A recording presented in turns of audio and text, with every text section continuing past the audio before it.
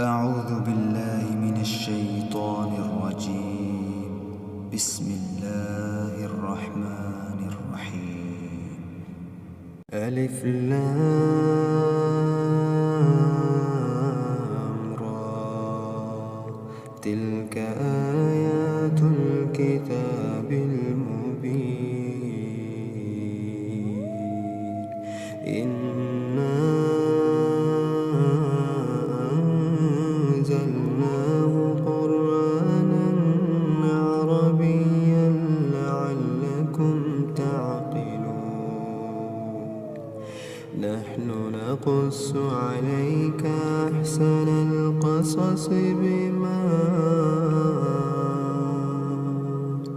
بما أوحينا إليك هذا القرآن، وإن كنت من قبله لمن الغافلين. إذ قال يوسف لأبيه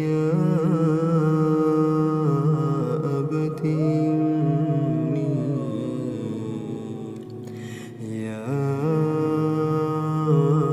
أبت إني رأيت 11 كوكبا والشمس والقمر رأيتهم لي ساجدين. قال يا بني لا تقصص رؤياك على إخوتك فيكيدوا لك كيدا، إن الشيطان للإنسان عدو مبين. وكذلك يجتبيك ربك ويعلمك من تأويل الأحاديث ويتم نعمته عليك وعلى آل يعقوب كما أتمها على أبويك من قبل إبراهيم وإسحاق، إن ربك عليم حكيم. لقد كان في يوسف وإخوته آيات للسائلين، إذ قالوا ليوسف وأخوه أحب إلى أبينا منا ونحن عصبة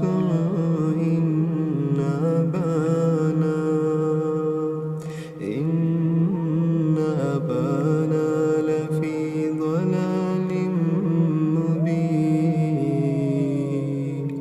اقتلوا يوسف أو اطرحوه أرضا يخل لكم وجه أبيكم وتكونوا من بعده قوما صالحين. قال قائل منهم لا تقتلوا يوسف وألقوه في غيابة الجب يلتقطه بعض السيارة إن كنتم فاعلين. قالوا يا أبانا ما لك لا تأمنا على يوسف وإنا له لناصحون. أرسله معنا غدا يرتع ويلعب وإنا له لحافظون قال إني ليحزنني أن تذهبوا بي وأخاف أن يأكله الذئب وأنتم عنه غافلون قالوا لئن أكله الذئب ونحن عصبة إنا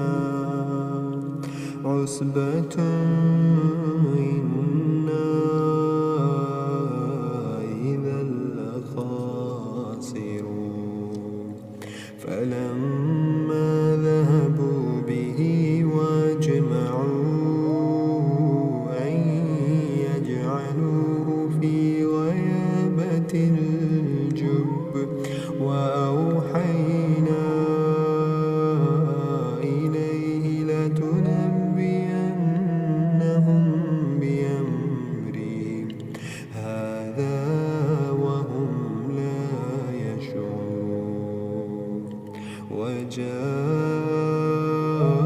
وجاءوا أباهم عشاء يبكون قالوا يا أبانا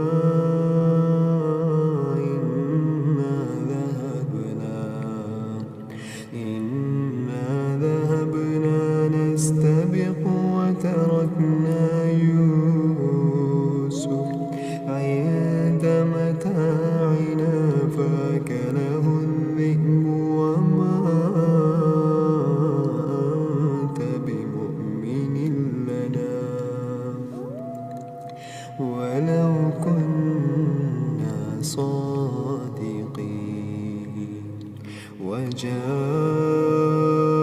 وجاءوا على قميصه بدم كذب قال بل سولت لكم أنفسكم أمرا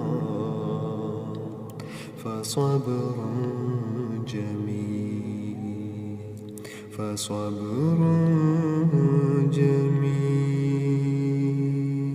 والله المستعان على ما تصفون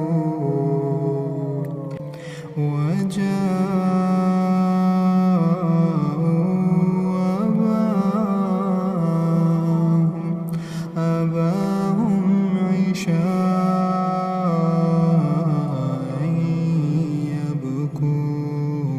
يبكون قالوا يا أبانا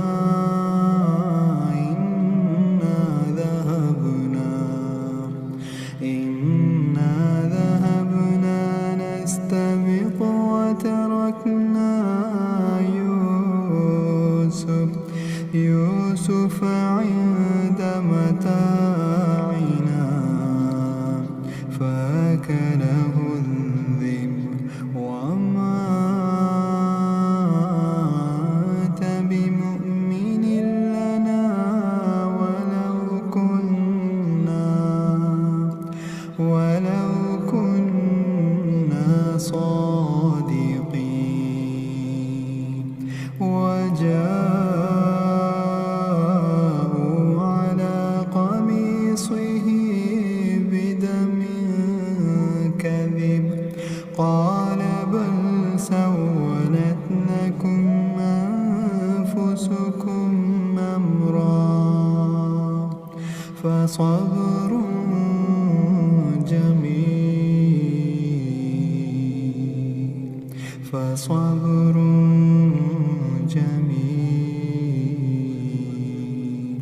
والله المستعان على ما تصفون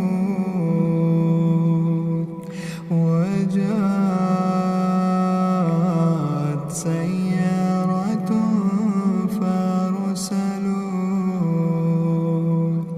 فأرسلوا واردهم فأدلى دلوه قال يا بشرى هذا غلام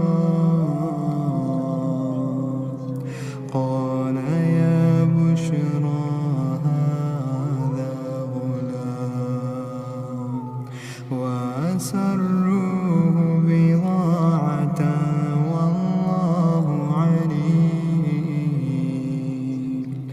والله عليم بما يعملون وشروه بثمن بخس دراهم معدودة وكانوا فيه من الزاهدين وقال الذي اشتراه من مصر لامرأته أكرمي مثواه عسى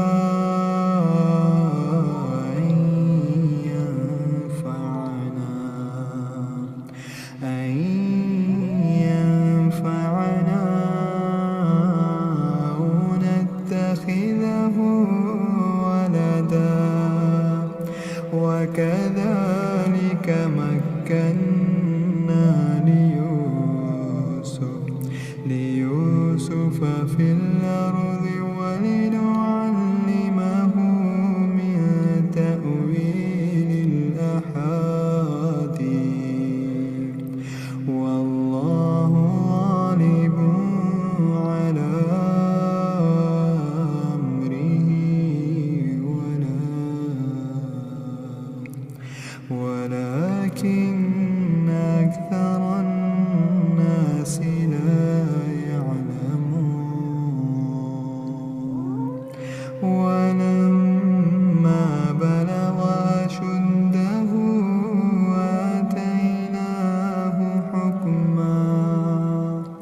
آتيناه حكما وعلما وكذلك نجزي المحسنين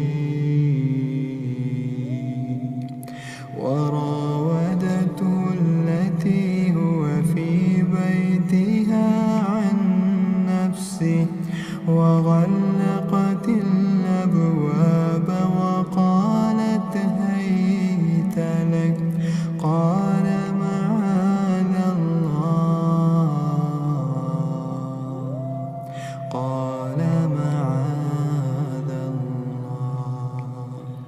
إنه ربي أحسن مثواي إنه لا يفلح الظالمون ولقد همت به وهم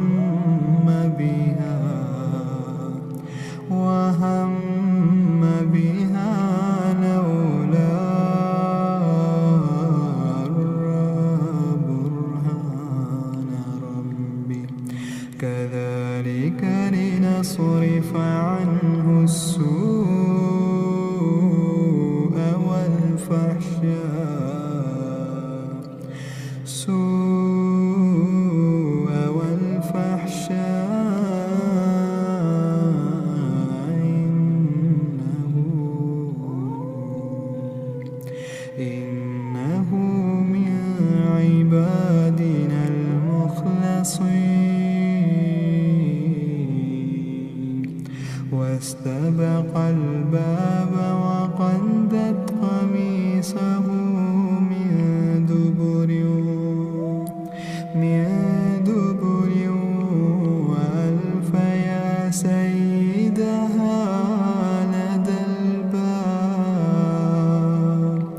قالت ما جزاء من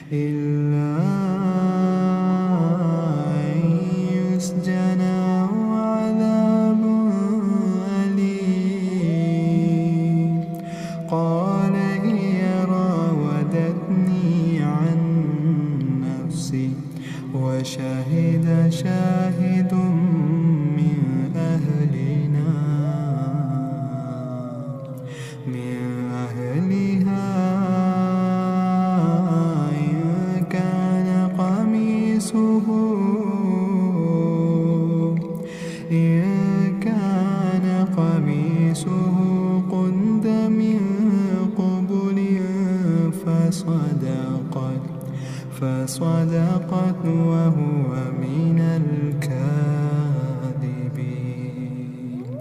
وإن كان قميصه قد من دبر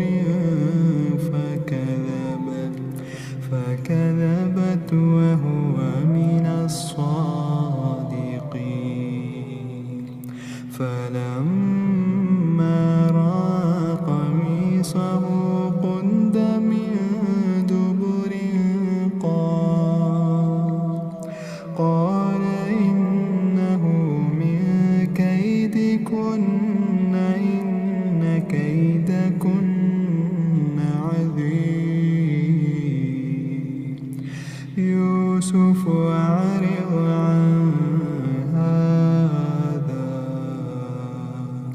واستغفري لذنبك إنك كنت من الخاطئين يوسف أعرض عن هذا واستغفري لذنبك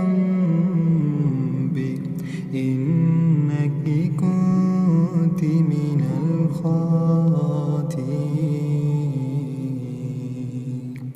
وقال نسوة في المدينة امرأة العزيز تراود فتاها عن نفسه قد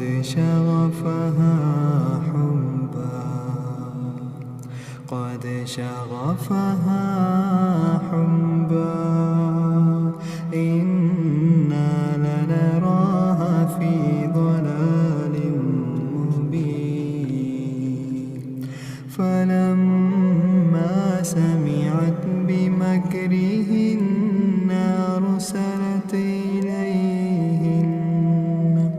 إليهن وأعتدت لهن متكئا وآتت كل واحدة منهن سكينا وقالت اخرج عليهن فلما رأينه أكبرنه وقطعن أيديهن وقلن حاش لله ما هذا بشرا إن هذا إلا ملك كريم قالت فذلكن الذي لمتنني فيه ولقد راودته عن نفسه فاستعصم ولئن لم يفعل ما آمره ليسجنن وليكونا من الصاغرين قال رب السجن أحب إلي مما يدعونني إليه وإلا تصرف عني كيدهن أصب إليهن وأكن من الجاهلين فاستجاب له ربه فصرف عنه كيدهن إنه هو السميع العليم ثم بدا لهم من بعد ما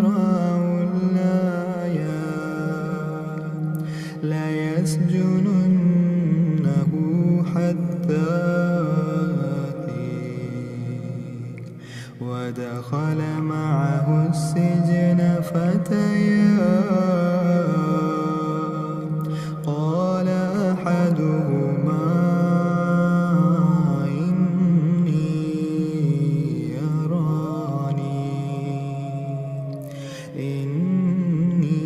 إني أراني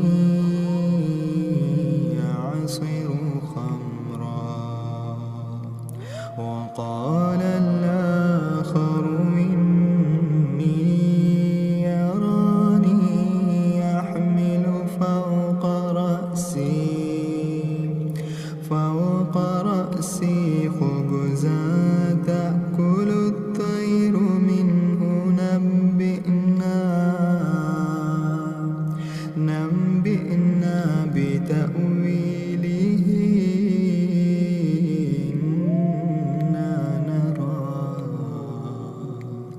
إنا نراك من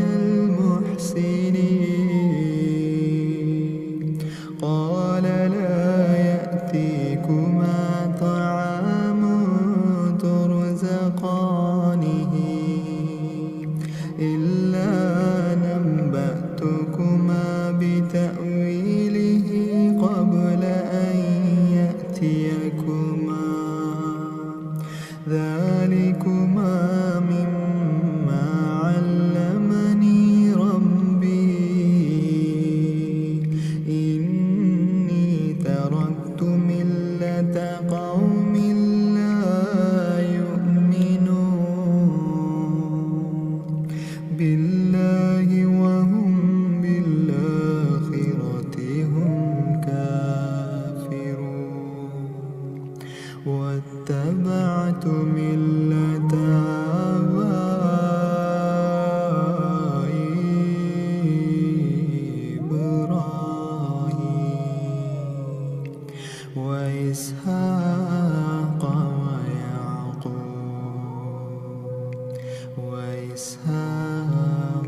ويعقوب ما كان لنا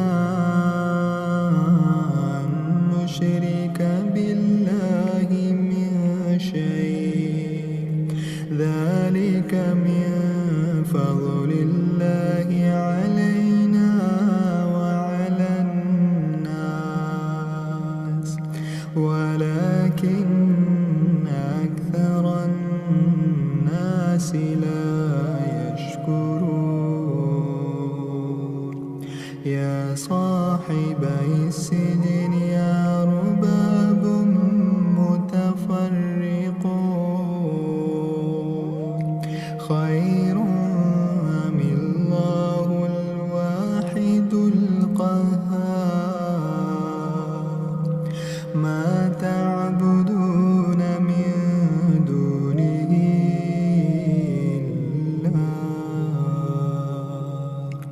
إلا أسماء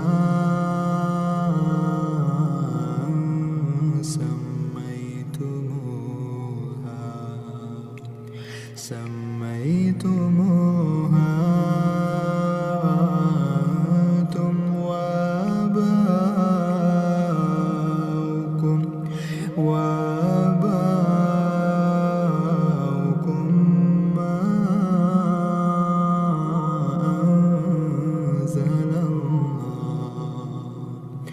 ما أنزل الله بها من سلطان إن الحكم إلا لله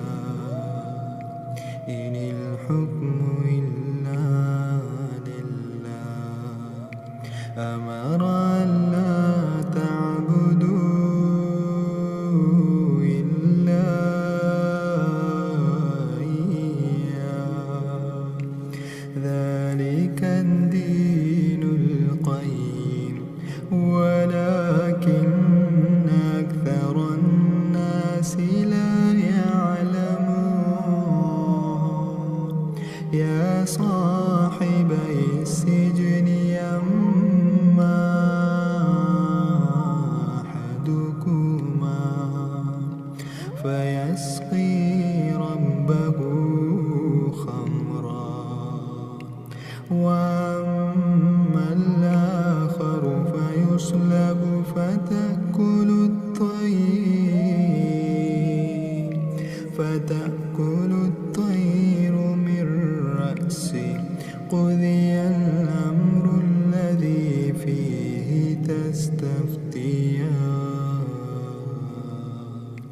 وقال للذي ظن أنه ناج منهما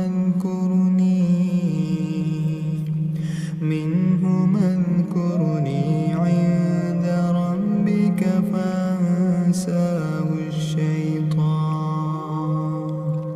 ذكر ربه فلبث في السجن بضع سنين.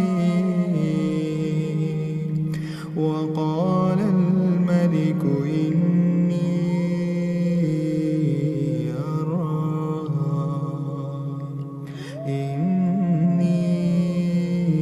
أرى 7 بقرات سمان يأكلهن 7 عجاف و7 سنبلات خضر وأخر يابسات. يا أيها الملأ أفتوني في رؤياي إن كنتم للرؤيا تعبرون.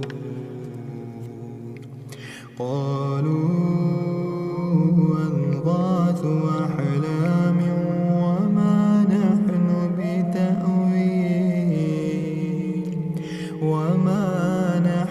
بتأويل الأحلام بعالمين. وقال الذي نجا منهما وادكر بعد أمة أنا أنبئكم بتأويله فأرسلون. يوسف أيها الصديق أفتنا في 7 بقرات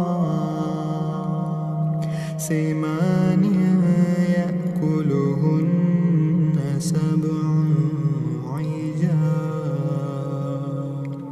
و7 سنبلات خضر وأخر يابسات لعلي أرجع إلى الناس لعلهم يعلمون. قال تزرعون 7 سنين دابا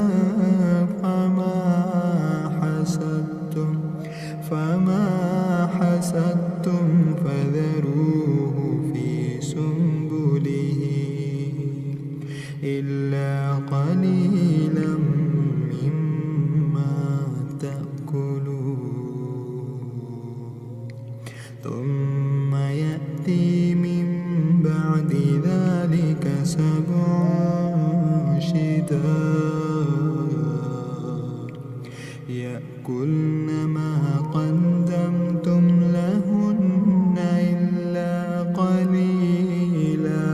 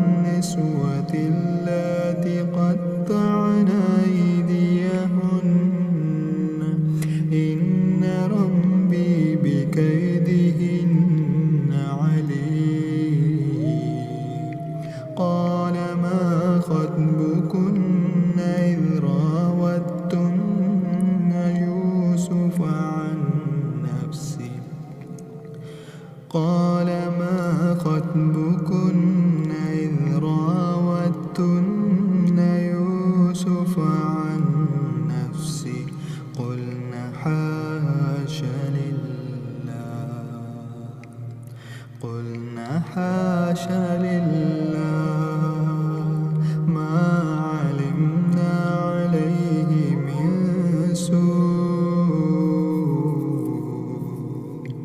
قالت امرأة العزيز الآن حسحس الحق وأنا راودته عن نفسه وإنه لمن الصادقين. ذلك ليعلم أني لم أخنه بالغيب وأن الله لا يهدي كيد الخائنين. وما أبرئ نفسي إن النفس لأمارة بالسوء إلا ما رحم ربي إن ربي غفور رحيم. وقال الملك ائتوني به يستخلصه لنفسي. فلما كلمه قال إنك اليوم لدينا مكين أمين. قال اجعلني على خزائن الأرض إني حفيظ عليم. وكذلك مكنا ليوسف في الأرض يتبوأ منها حيث يشاء نصيب برحمتنا من نشاء ولا نضيع أجر المحسنين. ولأجر الآخرة خير للذين آمنوا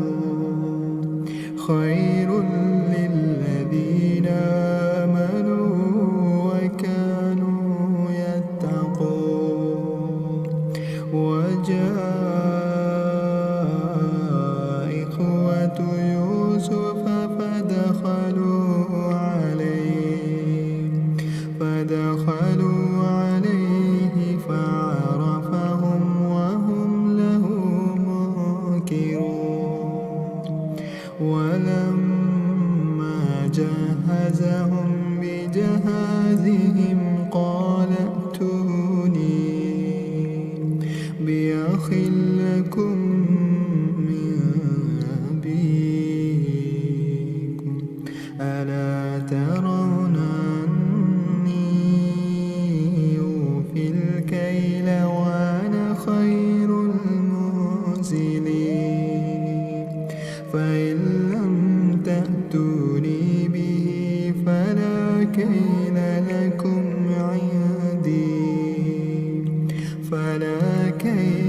لكم عندي ولا تقربون. قالوا سنراود عنه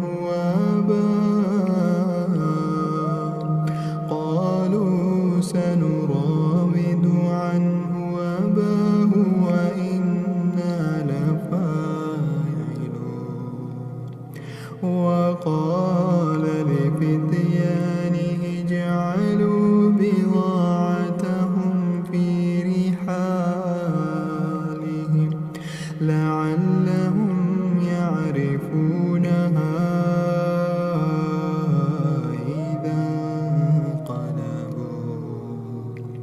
إذا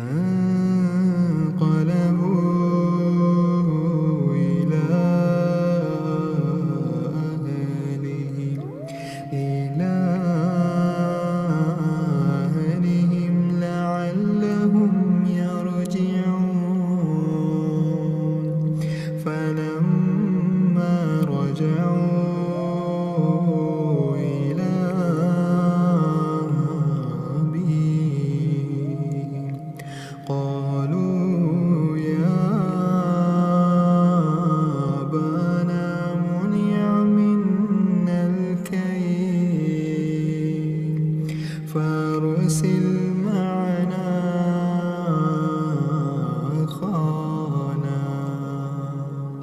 معنا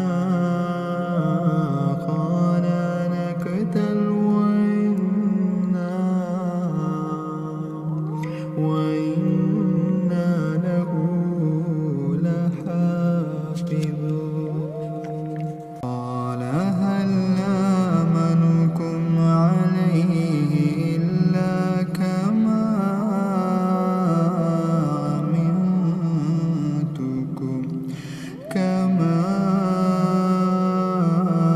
أمنتكم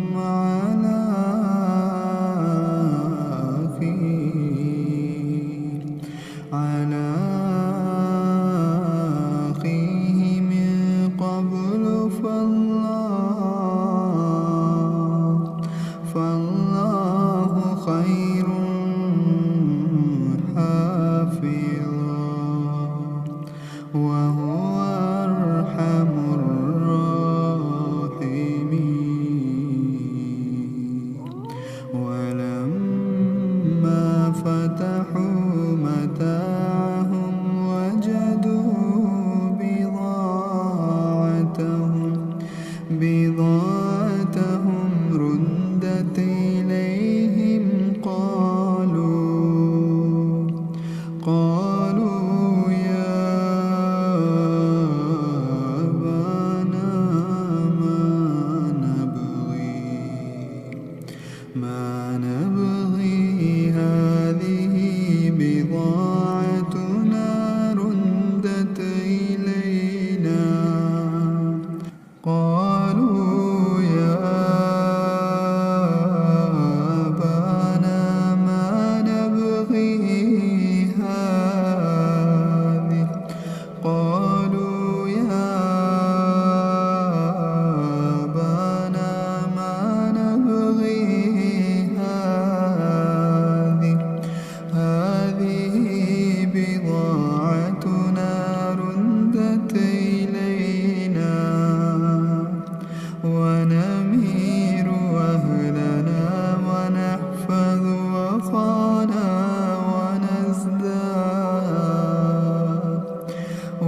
ونزداد كيل بعيد ذلك كيل